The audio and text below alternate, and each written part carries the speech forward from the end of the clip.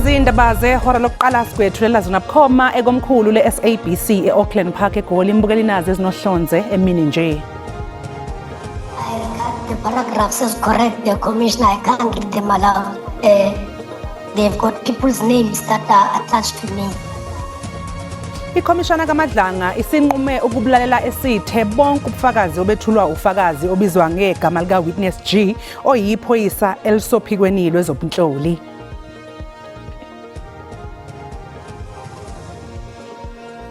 Uhulumeni waseNigeria uphezu kweinhlelo zokulanda bonke abantu bakuleli yazwe abayimisele ngokuhamba kuleli babuyele kwelakubo kulandela impikisho yokukhala ngabo kufika kuleli.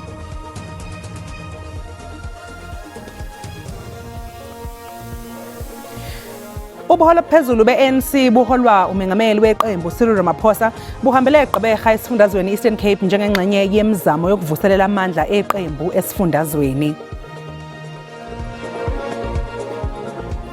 Ngikubingelele umbukeli ngwamukele indaba zehora lokuqala igama lami uNoxolo Mamtshali wakwaMwali ihlabangane limhlophe qwa.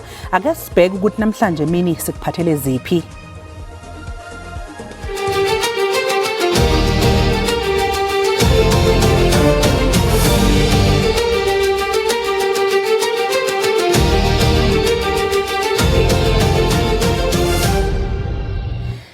Isithangami sekhomishana kaMadlanga asiqalanga ngokwejwayelekile namhlanje njengoba ufakazi obizelwe ukuzokwethula ubufakazi bakhe ebengayimiseli ngokuthi adalule ingxenye yamagama abantu abathile okuyibo abavela estatementeni sakhe sobufakazi. uWitness G othula ubufakazi bakhe ngokufihlekile uyingxenye yamaphoyisa asebenza ngaphansi kophiko lwezobunhloli. Ubufakazi bakhe ngeke busezwakala ke esidlangalaleni. I regard the paragraphs as correct, the commissioner, I can't read them aloud. They've got people's names that are attached to me. We are going to have a difficulty here because once I get to questioning, I have to ask questions about your relationship to these people and Mr. Mokgotzi's relationship to these people. It's not, I think we need to resolve this issue now rather than when we get to the intrusive questioning, because I'm certainly going to ask you about these people. As per the ruling that was issued by Justice Madlanga on the 24th of April, the intention was to hear part of Witness G's testimony in camera, or should I say off camera, but in public in the sense that Witness G's voice would have been heard and therefore the testimony, but then to move fully in camera, as in no public airing of the testimony and back and forth. So there was that practical consideration, and for that reason it was impractical for them to sit and have the hearing here in the auditorium.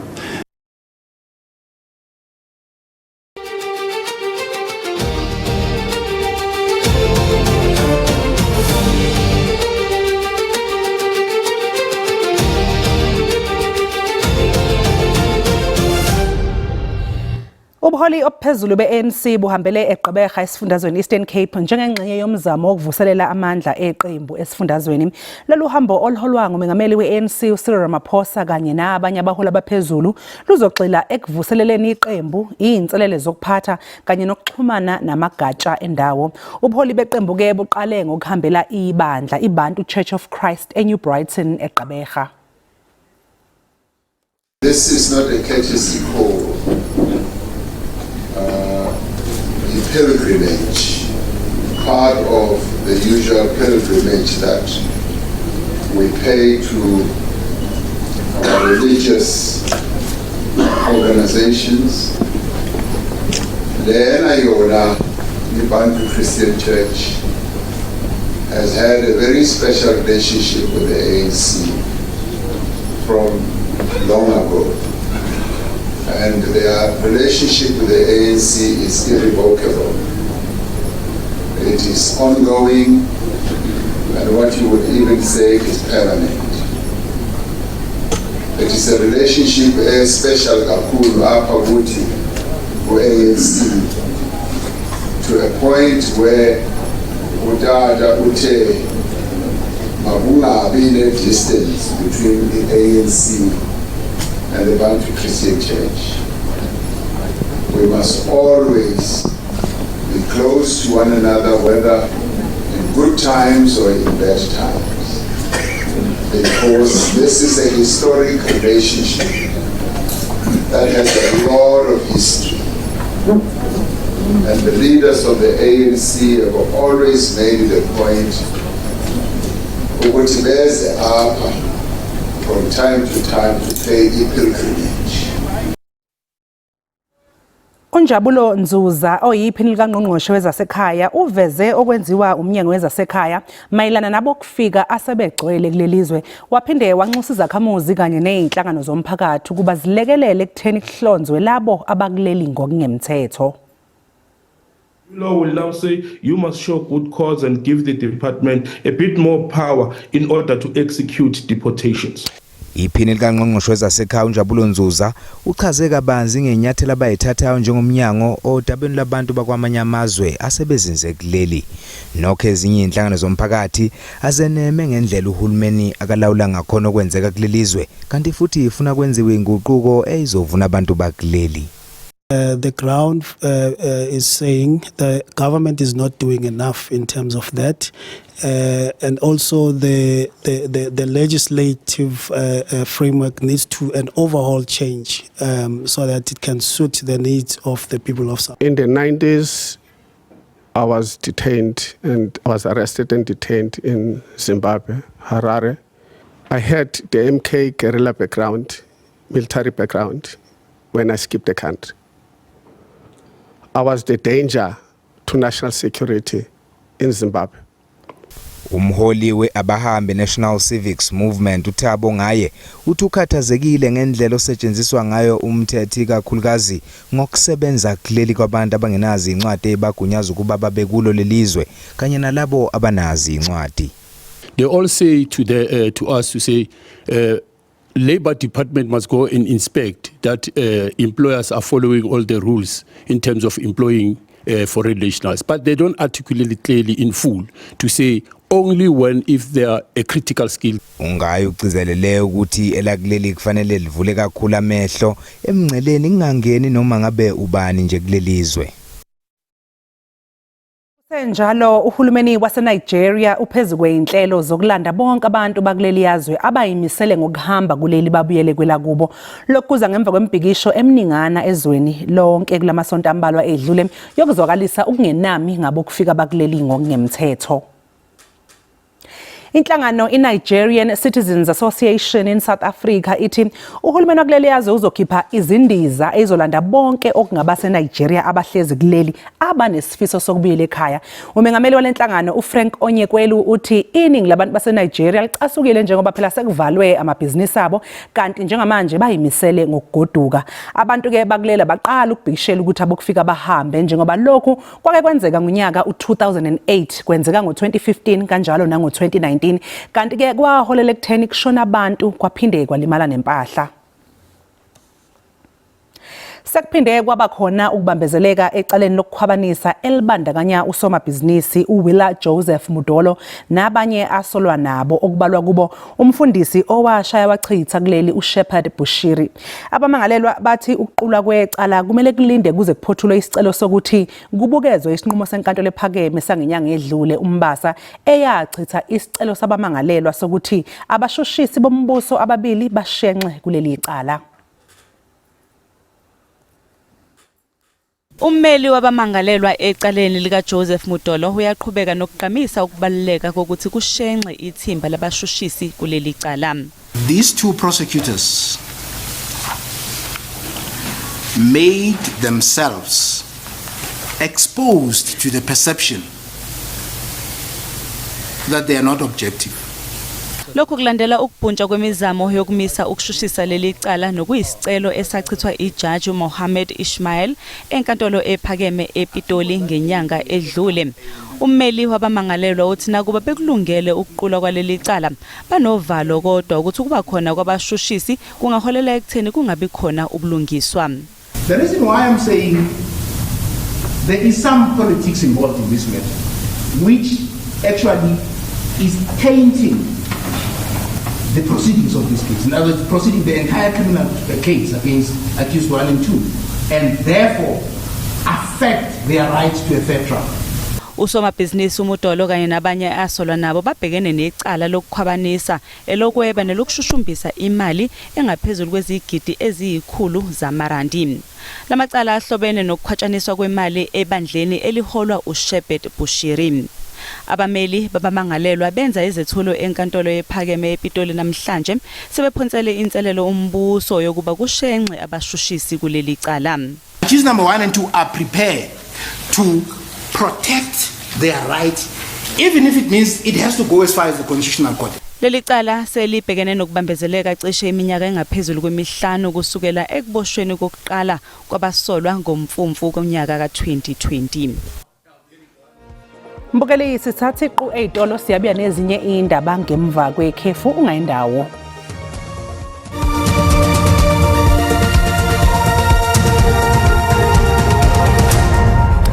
Sibile sikubingelele sikwamukele mbukelo mangabe usanda kungena sikukhumbuza ukuthi lezi indaba ziyatholakala ku YouTube na ku SABC Plus. Ungena nje kuzo uyicinge ngamagama athi SABC izindaba. Kushone abantu abayisikhombisa abanye balimala engozini yebhasi netekisi eyenzeke eKariyerha Eastern Cape ngehora lesithupha ekseni. Lesi sigameko senzeke ngesikhathi leli itekisi L2T isebenzi kwanobuhle ukuya eKariyerha lijike ngaphambi kwebhasi ebeliza nganeno. Abantu abayi18 bathole ukwelashwa endaweni yesigameko kanti ababili kubo balimale kakhulu. This is a devastating crash that has claimed 7 lives. It is alleged that the minibus taxi made a U-turn in front of the oncoming bus, which led into the collision that claimed so many lives. And the MEC for Transport in the Eastern Cape, Mr. Lenqata, is extending his sincere word of condolences to those families that have lost their loved ones, while wishing those in hospital a speedy and a full recovery. We are looking into the real cause of this crash, and we are urging road users, motorists in particular, to remain extra vigilant and help us avoid avoidable crashes like this one. Umholi we-National Coloured Congress uFadil Adams usesole umkhuzi wamaphoyisa KwaZulu-Natal uJenene uNhlanhla Mkhwanazi ngokugaselwa kweminye yemizi abehlala kuyo eKapa njengoba ethi ithimba eliphenya ngamacala okusocongwa kosombusazwe elivela KwaZulu-Natal belithunywe ukuthi liyombopha. U-Adams uvakalise indlela uMkhwanazi asebenza ngayo njengefana naleyo yengcinezelo ye-apartheid yangaphambili. They went in there, they took pictures of this woman's ID, they assaulted her 12. Like he's that size. Assaulted him in front of his mother. Pointed rifles at the mother and the father while they did it. Like, what kind of people, what kind of animals are these? Walile ukuba wenza ulwaphulomthetho olufuna ukuba abanjwe. Uthi akayazi ukuba kutheni ekhutshelwe umsila wengwe wokuba abanjwe. I haven't committed a crime. Where's the crime? Let Mkhwanazi pull the constitution and show me which crime I've committed. This apartheid servant, this coward, doesn't understand the law. But you know what Masimola did? He gave him a job that allows him to come after anyone that is going after the corrupt policeman. Ngokuka Adams bekungekho mfuneko yokuba kuthunywe iqela le-PKTT lase KZN ukuba lizokumbamba endaweni yamapolisa engingqi. In terms of expense, what does it cost to send 15 PKTT members here? To hire the cars, the hotels, the food. They could have given that job to a local unit who could have come to my house and arrested me. Klar. But let's take it a step further. Why wasn't I just issued a warning letter? U-Adams uthi sevule amatyala amabini ohlukeneyo ngenxa yesisenzo samapolisa. Uthi sele ebhalele umphathiswa wesipolisa obambeleyo uNjingalazi Firos Kachaliya malunga nalomba. Isithethi se-SAPS kuzwelonke uBrigadier Atlenda Mathe uthe amapolisa aza kukhupha imbalelwano kungekudala ngelizama ukuphendula kwezi zityholo zenziwe ngu-Adams. Kwindaba ze-SABC ndingu-Abongwe Khobokana naseParliament. Kubizwe ufakazi omusha ecaleni lokubulawa kaSenzo Meyiwa enkantolo ephakeme ePitoli. uMandla Nkosi Shoes Zondo ongumngane kaMsolwa wesibili uBongani Ntanzi utshela inkantolo ukuthi uyabazi bonke abasolwa ngaphandle komsolwa wesithathu uMthokozisi Maphisa. Umbuso ubuze ufakazi omusha okungumandla Nkosi Zondo ukuthi umazi kanjani umsolo wokuqala umuze Sibiyam. Umuzi ubaba wakhe ukhulise ubaba kwaMashu ehostel eThekwini eDurban. Ubaba muzi elokho efika ekhaya ethunya ubaba esemusha engakaganwa futhi umama kaMusi. Was waganwa ubaba Muzi eganwa umama kaMusi. For how long have you known accused number 1 Muzi Sibiya? Noma ngengikhaunta iminyaka manje isikhathi eside. Uzondo utshele inkantolo ukuthi noma engasakhumbula ukuthi bahlangana nini noNtanzi kodwa umazi kudala wamlanda ukuba ayoba yingxenye yeqembu lakhe lamagidangoma. Nkosi enkantolo noma ngasasazi uthi wawumuphi unyaka kodwa nje ngoba isigodi sami angathi isigodi Nkosi enkantolo ngasibiza ngani nesakhe vele siphethe siyusuthu yesikode enkantolo kangangokuthi uNtanzi ngoba bekwenye imayini mina bengumlanda ngetransport yami abuye eze ngapha Friday until Sunday sigide ngimbuyisele back to Cartonville. Uzondo uthe akamazi umsola wesithathu umthobisi Mncube kodwa umsola wesine umthokoziseni Maphisa uyamazi kanye nomsola wesihlanu ufiso kuhle Ntulimi. U-anti wakhe ushade ekhaya ubaba omncane. Icala liyaqhubeka. Liyaqhubeka enkantolo ephakeme esemthatha ehleli elusikisiki icala labalisa abayisithupha abasolwa ngokusoconga abantu abayi-18 esigodini sasengobozana esifundazweni Eastern Cape. Ukuzwa kabanzi ke mbukeli ngokuqhubeka enkantolo njengamanje esixhumana nentatheli SABC uNomzwanele Mngoma. Nomzwanele sikubingelele sikamukele indabeni zehora lokuqala emini. Sicela usilandise nje ngokwenzeka enkantolo namhlanje njengoba uonele jele owakhalelwa amasongo kaSigonyela nabanye abasolwa ababili ePort Shepstone kulindeleke ukuthi aqhubeke nokwethula ubufakazi bakhe. Manibulisa noxolo nibulisana kubabukeli be-SABC. Ugqibile uonele jele ukunikeza ubungqina bakhe namhlanje ebelingqina lokugqibela njengoba sowutshilo ubungqina bakhe bebuza manje ukubonisa indlela ababebanjwe ngayo nezigrogriso ke ekutyholwa intoba amapolisa azenza ngakubo ngexesha babebanjwa ngalo ePort Shepstone ukuya ke eBizana ukude bazofika nalapha elusikisiki. Kukhona ke nezithyolo zokubethwa kodwa ke ebungqineni bakhe umtshutshisi umfundo Makhubalo uzivezile izinto ezingangqamaniyo nezinto ebezithethwa ngumtyholwa wesibini uAphiwe Ndende kunye nomtyholwa wesine uBongayinza eziquka ke ibags abathi zafika njengoba betyhola ngokuba babehambe benganxibanga baye babanjwa benganxibanga bade bazofika nalapha elusikisiki. uBongayinza ke wakhankanya into ba kwafika ibag ezimbini kanti uonele jelena ukhankanya into ba kwaye kwafika ibag A1.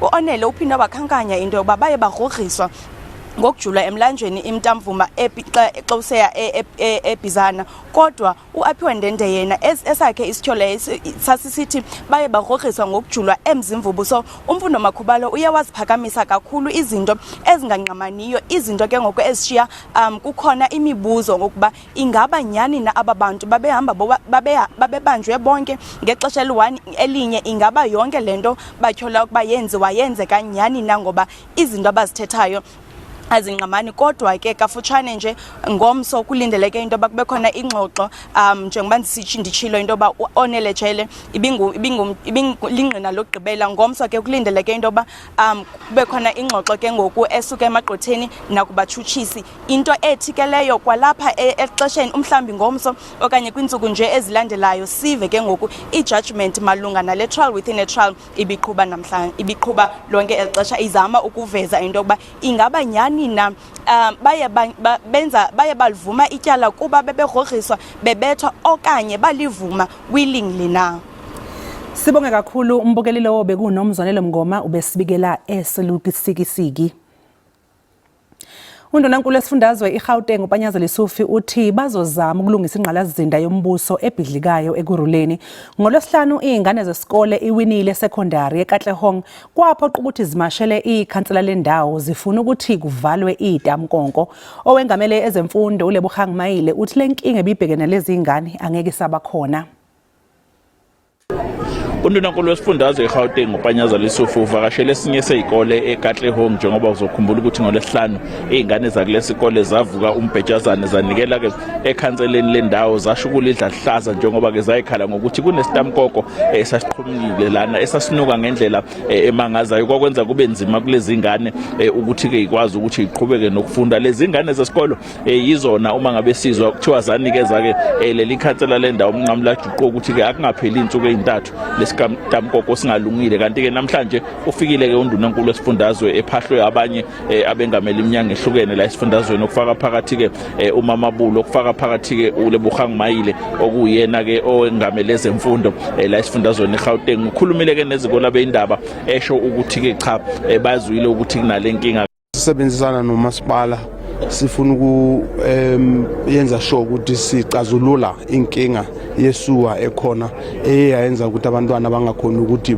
bafunde kule viki elindlulile futhi kune amanye amalanga amaningi abantwana bangakhona ukufunda ngenxa yesuwa. So sila besizoyicazulula nesijabulile ukuthi namhlanje isikolo siyaqhubeka futhi besine masipala nayo nawo umasipala bahamba nomeya nama MMCs basithembisile ukuthi sizoba nesombululo salenkinga. Igama lami nguCalvin wakwaDludla endabeni zeSABC ngibika ngisekatlehong ekuruleni. Mbukeli umhlahlo wesimo sezulu uzolandela emva kwekhefu.